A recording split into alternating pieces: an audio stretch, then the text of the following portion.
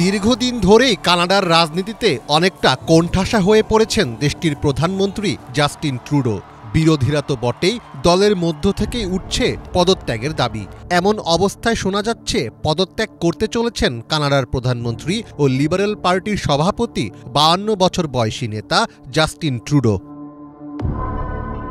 বার্তা সংস্থা রয়টার্সের এক প্রতিবেদনে বলা হয়েছে, বুধবার অনুষ্ঠিতব্য প্রধান একটি জাতীয় ককাস বৈঠকের আগেই পদত্যাগের ঘোষণা দিতে পারেন ট্রুডো। প্রতিবেদনে আরও বলা হয়, পদত্যাগের ঘোষণার পর ট্রুডো তৎক্ষণাৎ গদি ছেড়ে দেবেন নাকি নতুন নেতা মনোনীত হওয়ার আগ পর্যন্ত প্রধানমন্ত্রীর দায়িত্ব পালন করবেন তা এখনও নিশ্চিত হওয়া যায়নি।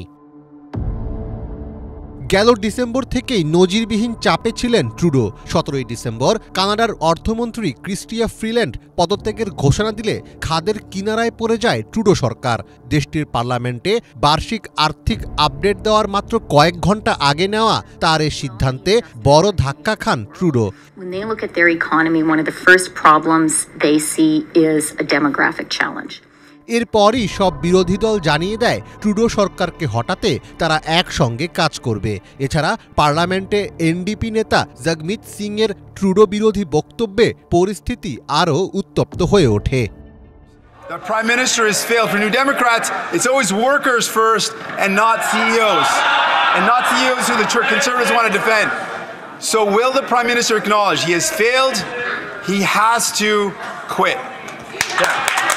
ডোনাল্ড ট্রাম্প যুক্তরাষ্ট্রের প্রেসিডেন্ট হিসাবে দায়িত্ব নেওয়ার পর কানাডা থেকে আমদানি করা সব পণ্যের উপর 25% শুল্ক আরোপের পরিকল্পনা করেছেন। এছাড়া নিত্যপণ্যের দাম বেড়ে যাওয়া এবং আবাসন সংকটের কারণে ট্রুডো সরকারের জনপ্রিয়তাও পড়তির দিকে। 2025 সালের 20 অক্টোবরের আগে দেশটিতে পরবর্তী নির্বাচন হওয়ার কথা।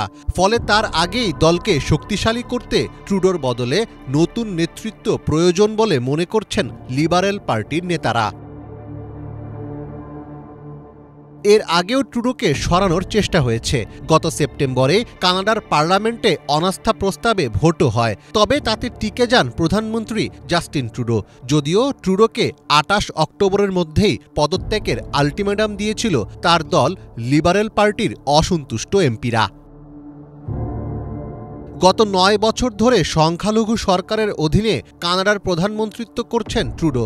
2021 সালে দেশটির সর্বশেষ ফেডারেল নির্বাচনের পর তার দল লিবারেল পার্টি বামপন্থী নিউ ডেমোক্রেটিক পার্টির সঙ্গে জোটবদ্ধ হওয়ায় ট্রুডোর নেতৃত্ব এখনও টিকে আছে। তবে গত ডিসেম্বরেই ট্রুডোর উদারপন্থী সরকারের সমালোচনা করে জোট থেকে বেরিয়ে যায় জগমিত সিংয়ের নেতৃত্বাধীন এনডিপি। এরপরই দেশ জুড়ে জোরালো হয় ট্রুডোর পদত্যাগের দাবি। মীর ফজলে রাব্বি, বাংলা ভিশন।